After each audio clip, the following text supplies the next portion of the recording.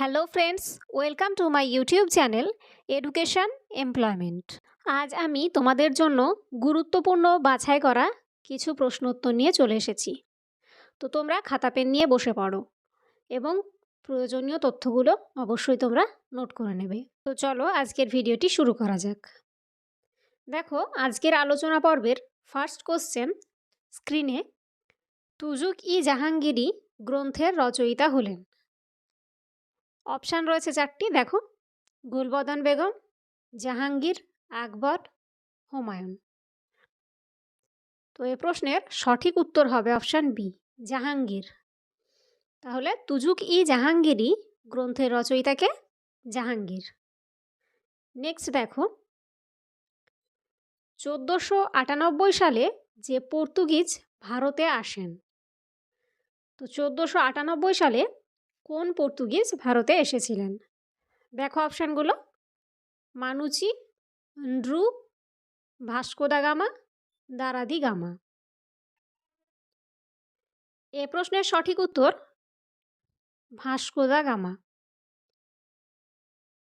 ইনি 1498 সালের 20 মে 1498 সালের 20 মে ভারতের কালিকট বন্দরে পৌঁছেছিলেন। তাহলে 1498 সালের 20 মে কালিকট বন্দরে এসেছিলেন ভাস্কো দা গামা।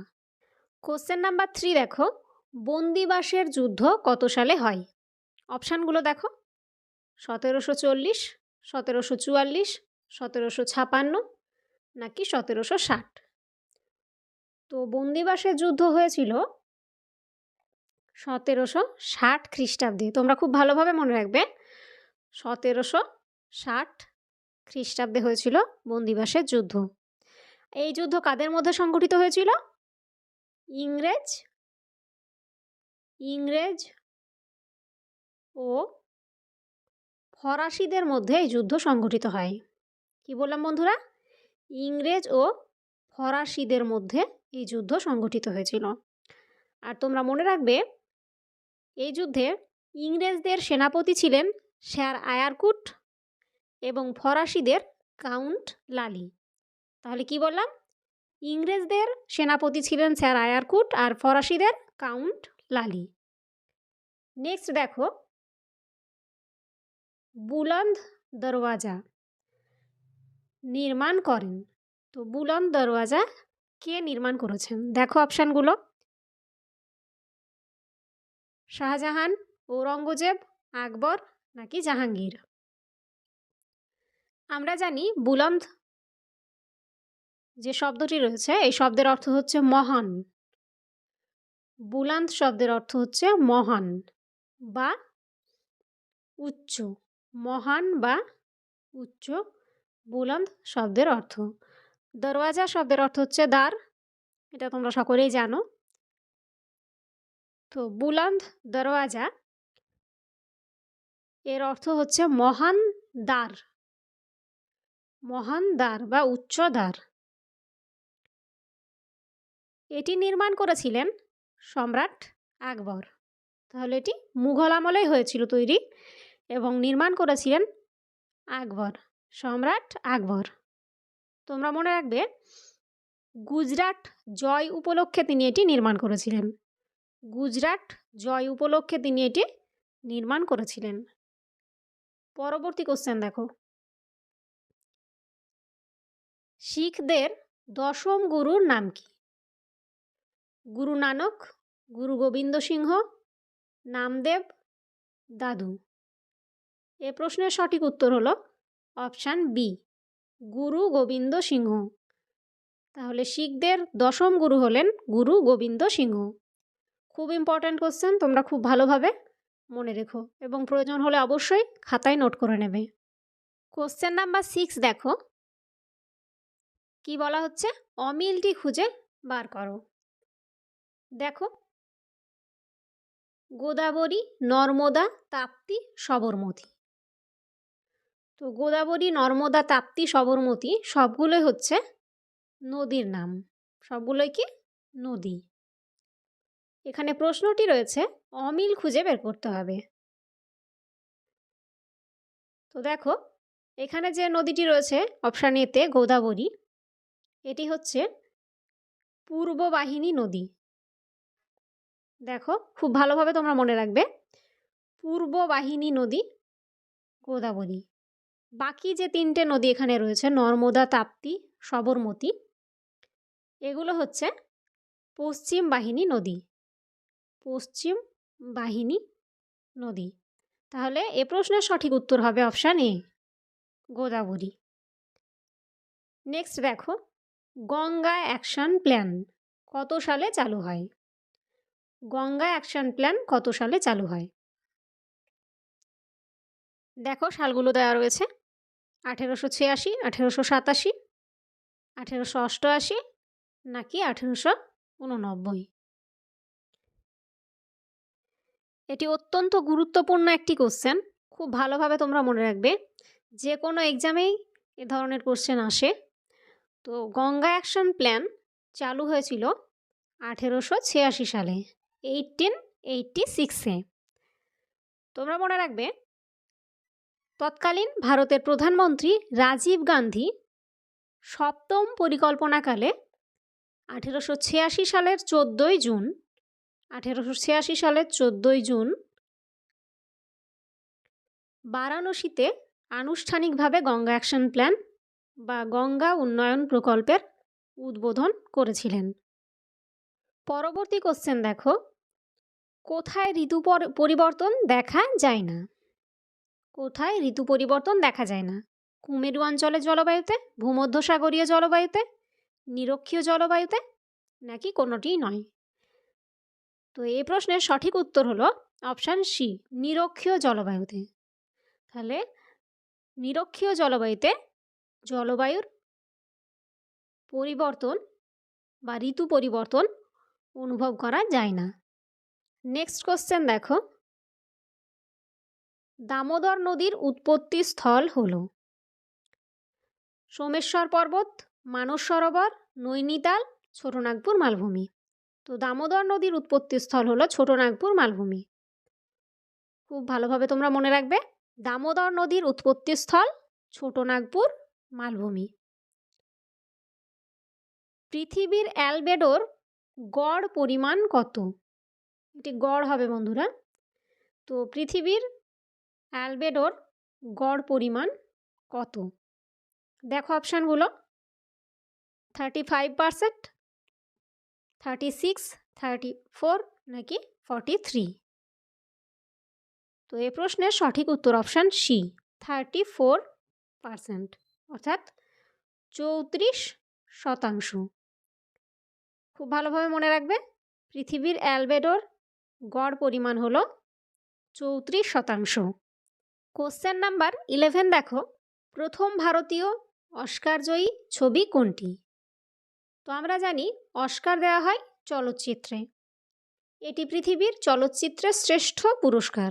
তাহলে অস্কার পৃথিবীর চলচ্চিত্রের শ্রেষ্ঠ পুরস্কার, এটি দেওয়া হয় লস অ্যাঞ্জেলসে। তো দেখো অপশানগুলো, sweater, Bhanu Athaiya, mother India, উপরিউক্ত কোনোটি নয়। তো প্রথম ভারতীয় অস্কারজয়ী ছবি যেটি, সেটি হলো ভানু আথাইয়া। ভানু আথাইয়া, অর্থাৎ অপশান বি হবে সঠিক অ্যান্সার। এছাড়া অপশান সি এ যেটি রয়েছে এখানে দেখো মাদার ইন্ডিয়া, তোমরা মনে রাখবে এটি হলো প্রথম ভারতীয় ছবি যেটি অস্কারের জন্য মনোনয়ন পেয়েছিল। অস্কারের জন্য মনোনয়ন পেয়েছিল, সেটি হলো মাদার ইন্ডিয়া। খুব ভালোভাবে তোমরা মনে রেখো, খুব ইম্পর্ট্যান্ট কোশ্চেন। আর প্রথম অস্কারজয়ী ছবি হচ্ছে উইংস। ভারতীয় হলো ভানু আথাইয়া, আর উইংস হচ্ছে প্রথম অস্কারজয়ী ছবি। এটিও খুব ভালোভাবে তোমরা মনে রাখবে এবং অবশ্যই খাতায় নোট করে নেবে। নেক্সট কোশ্চেন দেখো, মাউন্ট এভারেস্টকে তিব্বতীরা কী নামে ডাকে? মাউন্ট এভারেস্টকে তিব্বতীরা কী নামে ডাকে? M15, চোমংলামা, সাগরমাতা নাকি মাউন্ট এভারেস্ট? তো এ প্রশ্নের সঠিক উত্তর অপশান বি, চোমংলামা। তাহলে তিব্বতীরা মাউন্ট এভারেস্টকে চোমং লামা এই নামে ডাকে বা চোমং লামা বলে। আর সাগরমাতা এখানে যে অপশানটি রয়েছে, সাগরমাতা বলে নেপালিরা। তাহলে তোমরা মনে রাখবে, নেপালিরা বলে মাউন্ট এভারেস্টকে সাগরমাতা, আর তিব্বতীরা বলে চোমং লামা। আর M15 যেটি রয়েছে এখানে, মাউন্টেন 15, এটি মাউন্ট এভারেস্টের পূর্ব নাম, মাউন্ট এভারেস্টের পূর্ব নাম, এটিও তোমরা মনে রাখবে। পরবর্তী কোশ্চেন দেখো, পশ্চিমবঙ্গের দীর্ঘতম রেলওয়ে প্ল্যাটফর্ম। তো পশ্চিমবঙ্গের দীর্ঘতম রেলওয়ে প্ল্যাটফর্ম কোনটি? দেখো অপশান কি কি রয়েছে। ঘুম, হাওড়া জংশন, খড়গপুর, উপরিউক্ত কোনোটি নয়। তো এই প্রশ্নের সঠিক উত্তর হবে অপশান সি, খড়গপুর। খড়গপুর হচ্ছে পশ্চিমবঙ্গের দীর্ঘতম রেলওয়ে প্ল্যাটফর্ম।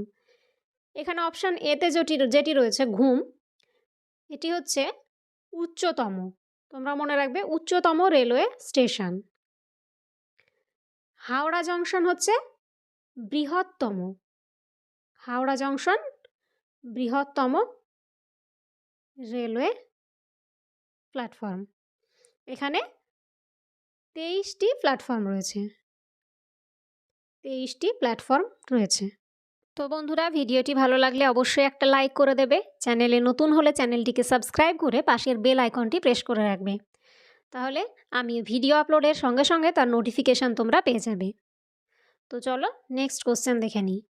জৈন ধর্মের প্রচারকদের কি বলা হয়?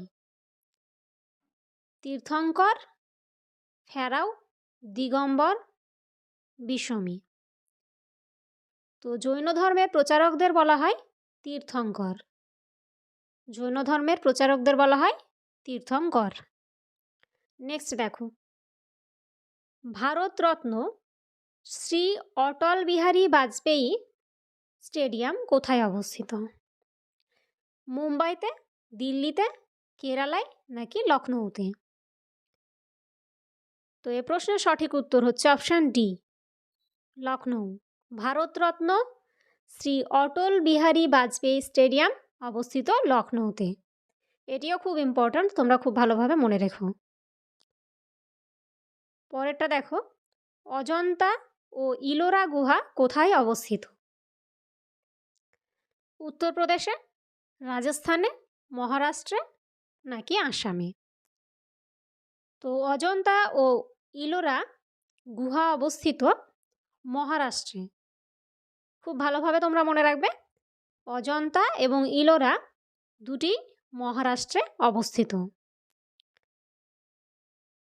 এই গুহা দুটি ভারতের হেরিটেজ সাইটের অন্তর্ভুক্ত হয় 1983-তে, তোমরা মনে রাখবে 1983 সালে। খুবই ইম্পর্ট্যান্ট, খুব ভালোভাবে তোমরা মনে রেখো। নেক্সট কোশ্চেন দেখো, দাবা খেলায় একটি দলে কতজন খেলোয়াড় থাকে? 1 জন, 2 জন, 3 জন নাকি 4 জন? তো আমরা জানি দাবা খেলায় একটি দলে থাকে 1 জন, অর্থাৎ অপশান এ হবে সঠিক আনসার। পশ্চিমবঙ্গের প্রথম অর্থমন্ত্রী কে ছিলেন? অবশ্যই স্বাধীন ভারতের। তো স্বাধীন ভারতের পশ্চিমবঙ্গের প্রথম অর্থমন্ত্রী কে ছিলেন? দেখো অপশানগুলো, প্রফুল্ল ঘোষ, যাদবেন্দ্রনাথ পাজা, প্রফুল্লচন্দ্র রায়, ডক্টর বিধানচন্দ্র রায়। এ প্রশ্নের সঠিক আনসার হবে অপশান বি, যাদবেন্দ্রনাথ পাজা। আর প্রফুল্ল ঘোষ, এখানে যে অপশানটি রয়েছে অর্থাৎ অপশান এতে যেটি রয়েছে প্রফুল্ল ঘোষ, ইনি ছিলেন প্রথম মুখ্যমন্ত্রী। তাহলে পশ্চিমবঙ্গের প্রথম মুখ্যমন্ত্রী হলেন প্রফুল্ল ঘোষ, আর অর্থমন্ত্রী যাদবেন্দ্রনাথ পাজা। খুব ইম্পর্ট্যান্ট, খুব ভালোভাবে তোমরা মনে রাখবে। নেক্সট দেখো, রূপোর সংকেত, রূপোর সংকেত কোনটা বা সাংকেতিক চিহ্ন কোনটি? PT, AU, AG, HG। তো দেখো রূপোর সংকেত কোনটি? এখানে অপশান এতে যেটি রয়েছে পিটি, এটি হচ্ছে প্ল্যাটিনামের সংকেত। AU এটি হচ্ছে সোনার সংকেত। আর অপশান সিতে যেটি রয়েছে AG, এটি হচ্ছে রূপোর সংকেত। তাহলে রূপোর সংকেত কি? AG। আর লাস্ট অপশান যেটি রয়েছে HG, এটি হচ্ছে পারদের সংকেত। পারদ, খুব ভালোভাবে মনে রাখবে, পারদ। AU হচ্ছে সোনা, AU সোনা। আর অপশান এতে যেটি রয়েছে পিটি, এটি হচ্ছে প্ল্যাটিনাম। আজকের আলোচনা পর্বের লাস্ট কোশ্চেন চলো আমরা দেখে নিই। সন্ধ্যা তারা কোন গ্রহকে বলা হয়? সন্ধ্যা তারা, এখানে কোশ্চেনটি টাইপিং মিস্টেক হয়েছে, কোন গ্রহকে বলা হয়? সন্ধ্যা তারা কোন গ্রহকে বলা হয়? তো দেখো অপশানগুলো, এরিস, শনি, সেরেস নাকি শুক্র? এ প্রশ্নের সঠিক উত্তর অপশান ডি, শুক্র গ্রহ। শুক্র গ্রহকে বলা হয় সন্ধ্যা তারা বা শুক তারাও বলা হয়। সন্ধ্যা তারা বা শুক তারা, খুব ভালোভাবে তোমরা মনে রাখবে। তো বন্ধুরা, ভিডিওটি কেমন লাগলো অবশ্যই তোমরা কমেন্ট বক্সে কমেন্ট করে জানাবে। ভালো লাগলে লাইক করে দেবে, আর অবশ্যই ভিডিওটি বন্ধুদের সাথে প্রচুর প্রচুর শেয়ার করে দাও। চলো আজকের ভিডিওটি এখানেই শেষ করছি, দেখা হচ্ছে নেক্সট ভিডিওতে। ততক্ষণ সবাই ভালো থেকো, সুস্থ থেকো। আজকের ভিডিওটি সম্পূর্ণ দেখার জন্য তোমাদের অসংখ্য অসংখ্য ধন্যবাদ।